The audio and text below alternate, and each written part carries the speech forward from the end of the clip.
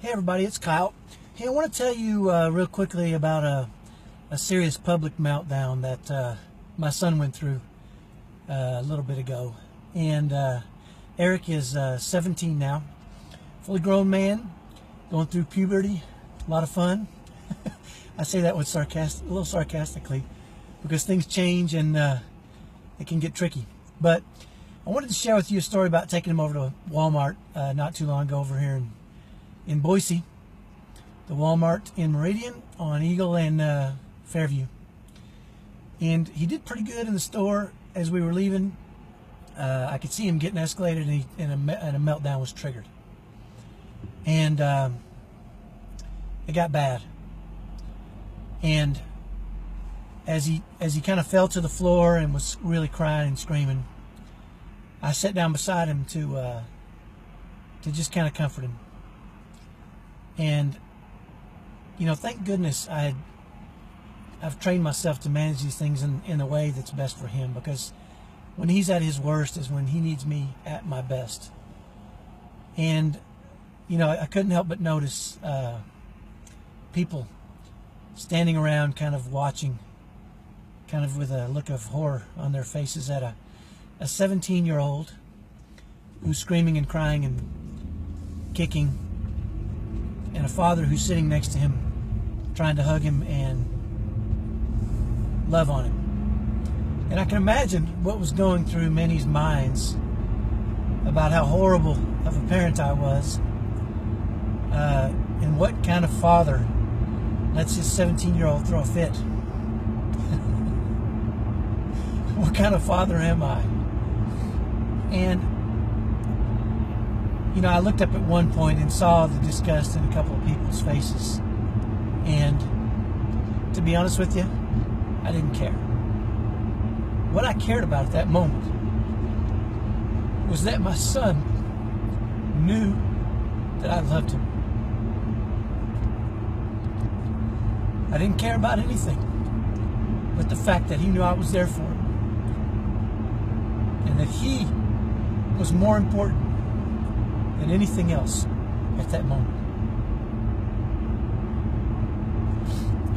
So for a few minutes, what seemed like an hour, he was very unhappy, and we were able to, after a little while, sit him up, and I was able to talk to him. And once he settled down, a lady came up and she said to me, "Is your son autistic?" And she was a cashier there. And I said, "As a matter of fact, he is." And she said, "If I ever see anybody do that to you again, I'm going to punch him in the mouth." And she wanted to defend me and my son, because she knew. And I said, "You know what? It's okay. They don't understand." Those people that were staring, they didn't understand. And she said, "How can you not be wanting to hurt those people for their judgment?" And I didn't have time to explain it right then, but I want to tell you that when we can focus on the well-being of our kids, the rest of the world doesn't matter so much. I would hope that I wouldn't judge other people. I think by nature we're all a little bit judgmental, aren't we? But I would hope if I saw a certain circumstance happen that I wouldn't be.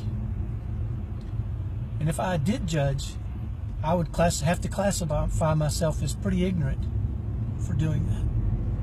Because I don't know what other people are dealing with. They didn't know what Eric and I were dealing with. So, the final thing I want to tell you is it's going to be okay. It's going to be okay. When we can put our kids on the spectrum first, when they know we love them more than we love anything, they feel that. And everything's going to be okay. I don't imagine it'll never happen again. It might. It won't surprise me if it does. But I know how to manage it. And you can manage it too. And if you'll share this with somebody you think it might help, that would be great. Maybe tomorrow I'll do a video on how to win a meltdown. I'll do that. But I want you to know it's going to be okay. We all go through these kind of things. But if we manage ourselves in a way that's best for our kids, they will feel our love. And that's the most important thing. So, hey, if you've watched my videos and you've liked them at all, or they've helped you at all, please share them with your friends or like the videos so that they can travel to other people. Our mission as a family is to help families thrive as they raise kids on the spectrum. And we want your help to do that. Have a great day. I'll talk to you tomorrow. Bye-bye.